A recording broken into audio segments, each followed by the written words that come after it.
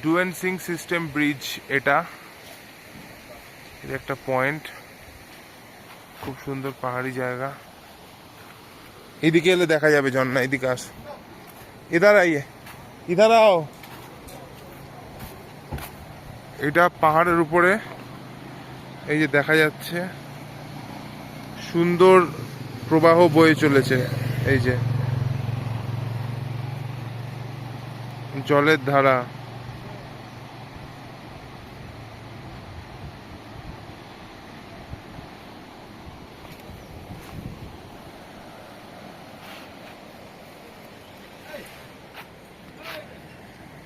একদম সাইডে দাঁড়াবে, একদম মিডিলে আসবে না, এই বলে দিলাম, ফাইনাল আমি যাবো।